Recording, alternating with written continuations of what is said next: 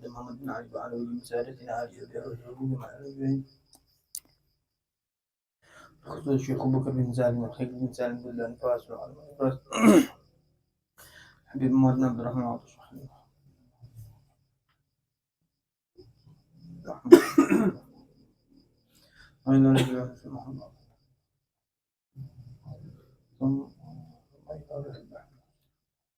ثم إلى مؤلف هذا الشيخ أحمد بن الشاطئ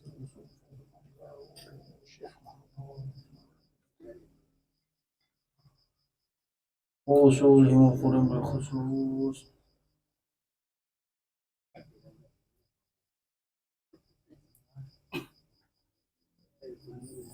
إن الله يغفر لهم ويرحمهم ويعلى درجات في الجنة وينفعنا بأسرارهم وأنوارهم وعلومهم ونفحاتهم وبركاتهم في الدين والدنيا والآخرة. نوينا التعلم والتعليم والإفادة والاستفادة وإلى حضرة النبي محمد صلى الله عليه وسلم. الفاتحة.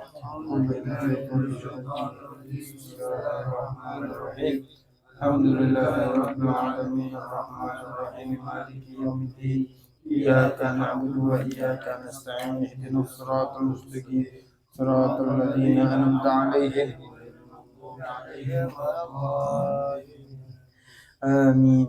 بسم الله الرحمن الرحيم الحمد لله رب العالمين والصلاة والسلام على أشرف الأنبياء والمرسلين سيدنا مولانا محمد وعلى آله وصحبه أجمعين. أما بعد. قال المصنف رحمه الله نفعنا به بعلوم في الدارين آمين. إلى أن قال فصل aqallul ghusli. Bahasan masuk bab memandikan mayit. Paling sedikitnya memandikan jenazah ta'mimu badanihi bil ma', meratakan tubuhnya si mayit dengan air. Harus kena semuanya. Meratakan tubuhnya si mayit dengan air. Meratakan tubuhnya si mayit dengan air. Semuanya, badannya, rambutnya, kulitnya itu harus dengan air rata. Selipan bokongnya harus. Dan ini dilakukan setelah hilangkan dulu kotoran yang ada di perutnya. Ya, harus dihilangkan kotoran ainiyahnya yang ada di dalam tubuhnya si mayit. Biasanya dengan apa? Dengan ditekan perutnya sedikit nih. Tukang mandiin jenazah tahu dah tuh. Makanya kalau orang meninggal tuh baru meninggal, tangan diikat begini, muka diikat sini, kaki jempolnya diikat jadi kagak ngangkang begini. Terus perutnya biasanya ditaruhin, kalau yang saya lihat tuh biasanya yang agak berat apaan gitu, sampai batu bata, biar nggak kembung. Ya, biar nggak kembung. Atau apa kayak yang berat, nggak harus batu bata, nggak. Kalau zaman dahulu tuh dalam riwayat ditaruhin pedang di atasnya, berat pedang. Jadi nggak kembung. Kalau kembung angin semuanya. Kalau udah waktu mau dimandiin, ditaikin, ada tata caranya nanti. Ditaikin, dipencet gitu perutnya. Keluar otomatis, nggak pakai ngeden.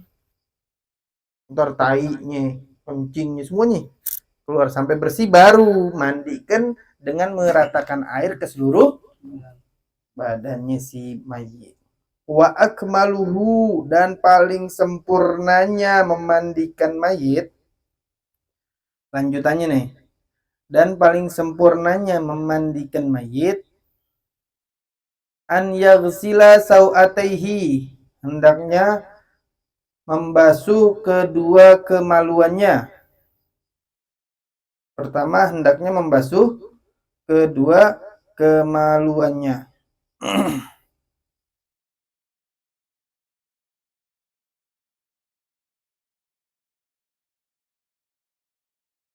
Hendaknya membasuh kedua kemaluannya.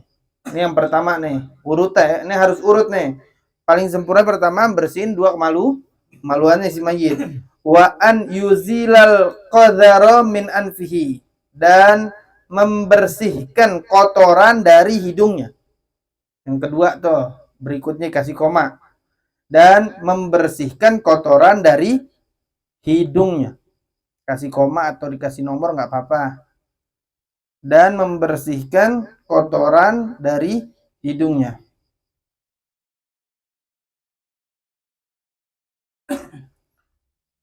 Koma yang berikutnya yang ketiga wa an yuwaddi'ahu, dan hendaknya diwudukan gitu.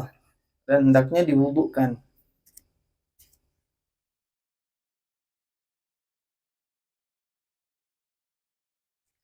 Dan hendaknya diwudukan. Wa an yadluka badanahu bisidri, dan hendaknya menggosok tubuhnya si mayit dengan sidir, dengan daun bidara, ini nih syajarun nabki wal murad au nahwahu kasabun. Nah, syajarun nabki itu apa, pohon bidara. Jadi dedaunannya itu diaduk buat gosok. Dan gosokannya bukan pakai gosokan, bukan, jadi pakai tangan. Dalek tuh diperhatikan tuh pakai tangan. Tangannya ini biasanya ada selampainya, nggak tangan langsung nih. Entah pakai kain atau pakai apa. Masuk. Kemudian yang berikutnya wa an yasubbal ma'a alaihi thalathan, dan hendaknya menuangkan air atas jenazah, atas si mayit, dan hendaknya apa tadi, menuangkan atau membasuh, menyiram atas si mayit, menyiram air atas si mayit 3 kali.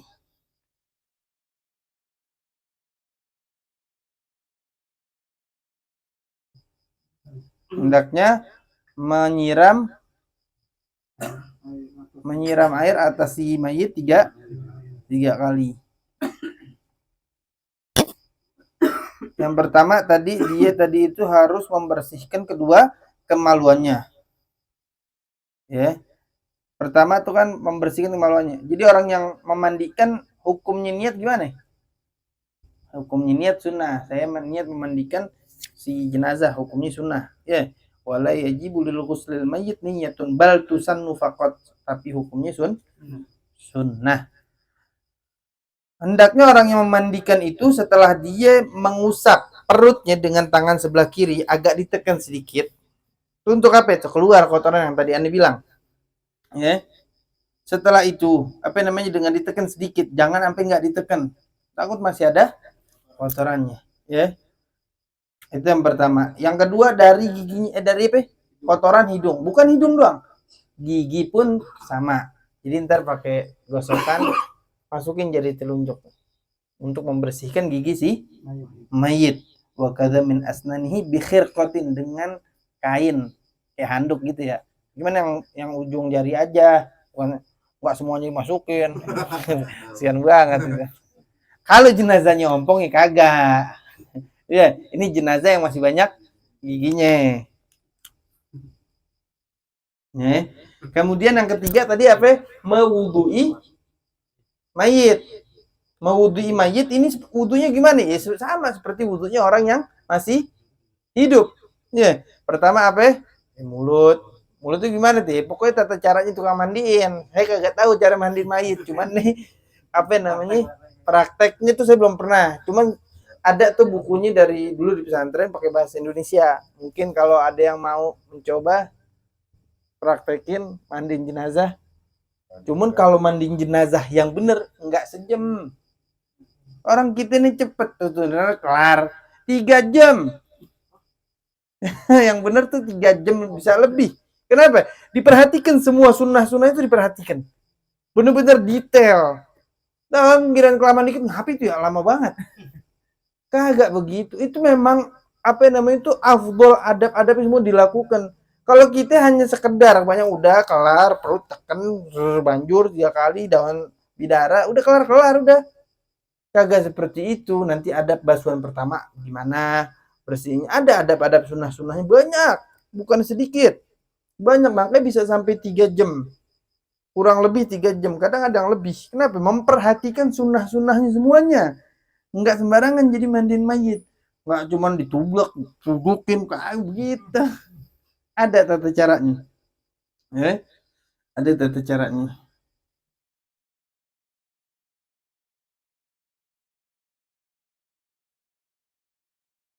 Nah, niatnya untuk si mayit, yang niatin yang hidup, nanti niat wudunya. Nawaitul wudu'a li hadzal mayyit li raf'i hadatsil asghar fardhan lillahi ta'ala. Kemudian dia tadi itu digosok setelah dibersih, setelah diwudukan, badannya itu yang dibanjur dengan daun bidara. Nah, ini akmalnya apa yang pertama yang dibasuh 3 kali dengan daun bidara. Yang pertama kepalanya. Ya, kepalanya pertama. Habis itu lehyanya. Jadi satu gayung tuh. Jadi enggak habis enggak seret gitu. Masih ada di gayung nih. Bagian lehyanya disiram juga. Bagian lempeng sebelah kanan habis itu. Kemudian lempeng apa namanya? Habis itu lempeng sebelah kiri. Habis itu lempeng punggung bagian kanan yang belakang. Punggung bagian kiri yang belakang sini. Kemudian baru sisanya itu untuk menghilangkan sampai ke bawah tuh. Yang bawahnya dari bagian bawah pusar sampai bawah. Ini sekedar yang paling sempurnanya, belum ada adab-adabnya. Ini kesempurnaannya di sini nih. Jadi dirinci. Ntar adab-adabnya bagaimana itu kan ada lagi, ya.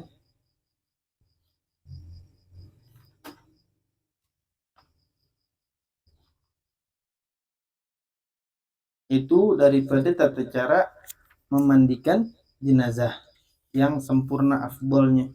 Nanti ada lagi yang mustian begini, yang mustian begitu, banyak macam-macam. Tata caranya juga macam-macam di sini.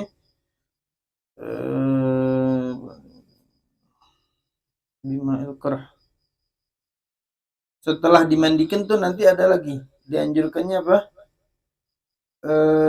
Dibanjur lagi. Setelah 3 kali dengan air sidir, 3 kali lagi dengan air kapur. Disunahkan airnya itu air kapur al-khalis alladzi la yashubhu syai' ma'agalilin kafur nadban, tapi air yang murni itu campurin kapur sedikit nadban, hukumnya sunnah gitu. Kalau air murni doang nggak apa-apa, dan juga dianjurkan airnya air dingin sejuk gitu, bukan pakai es batu, bukan, tapi airnya sejuk. Buat apa? Kalau air dingin tuh menguatkan tubuhnya jenazah sampai nanti dia dimakamkan, nggak timbul bau-bau bangke begitu. Jadi dianjurkan pakai air yang dingin. Orang apalagi kalau sampai diinepin tuh jenazah. Makanya kalau ada orang meninggal, biar sesegera mungkin untuk dikuburkan jika waktunya memungkinkan. Kalau enggak ya besoknya nungguin juga tuh. Nah, biasanya tuh kalau pas dimandiin tuh, ini kan tulang kan lama-lama loncer orang meninggal. Orang kagak dia tuh sininya loncer. Dipotek bisa kali patah. Udah tuh gimana? Kalau pakai air dingin terada keras menguat. Kita aja kena air dingin ngeringkuk. Kayak begitu. Jadi dianjurkan seperti itu. Ya. Kalau emang kagak bisa 3 kali dengan ma'ul qorah, sekali aja. Ya. Setelah dimandikan dengan air bidara untuk menghilangkan bekas-bekas dedaunan air bidaranya begitu. Ya. Ada tata caranya di sini, ada 5 tata cara yang lain selain yang setelah ini. Sebelum yang kita bahas, yang barusan kita bahas, ada lagi tata cara yang lainnya. Mempanjang. Kita bahas cukup tahu yang ini nih, yang intinya ini tata caranya. Mungkin nanti kalau memang kita ada waktu, boleh kali praktek ya. Siapa yang belagak meninggal? Oh iya. Gimana? Siap? Sekali kita ucapin syahadat dulu ya. Kita baca Yasin bareng. Bang Jepit tegang dah. kain. Dan dalam pakai juga. Wah, bingung juga. Pakai sarung tangan yang halus tuh. Lalu sarung tangan motor aja udah ke atas.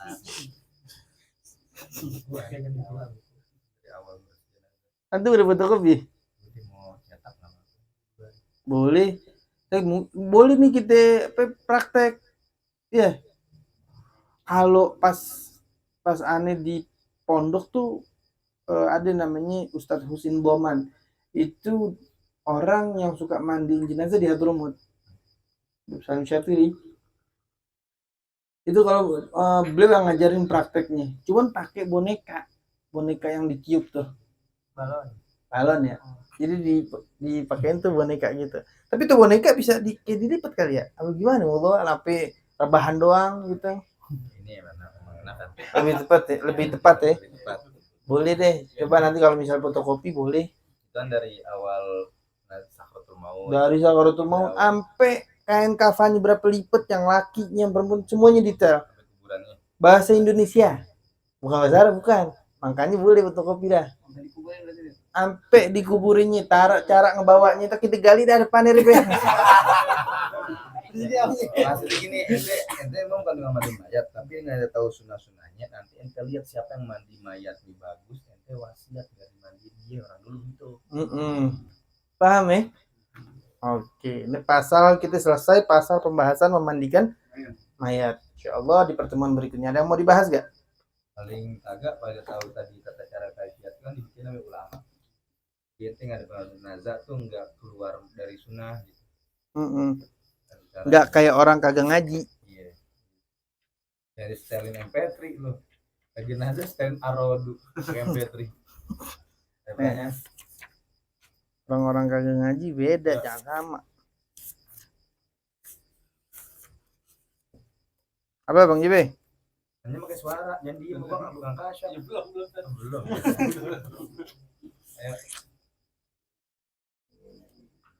Ada lagi yang mau tanyain? Itu kan tadi kan kemarin pakai gayung tadi. Kalau sekarang kan kemarin itu pakai selang itu gimana gitu? Enggak jadi masalah kalau itu. Hitungannya pas banjur nyiram tuh selesai satu, gitu aja. Ya, pakai selang semua. Enggak, bukan pakai selang gini. Enggak pakai selang nyiram begini, taruh di bak. Iya. Bak tinggi itu disediain biasanya ada. Iya, Itu kalau gentong. Selangnya ke situ, nah pakai gayung.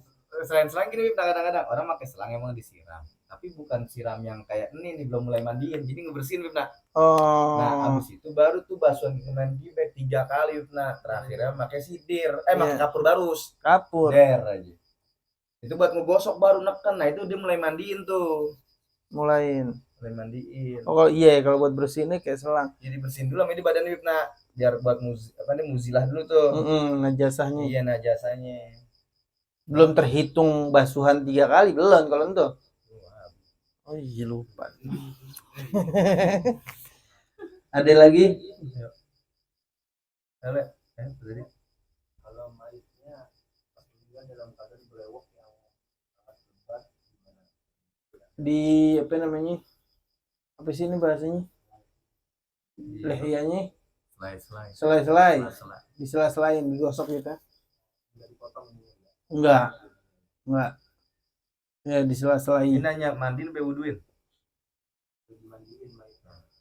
Ya. Ini kalau wudu sama seperti orang yang hidup. Jadi kalau jenggotnya panjang ya sunnah di lilihiyatil kathif, bagi lihya yang tebal sela-selain sunnahnya. Kue layaknya orang hidup wudunya sama.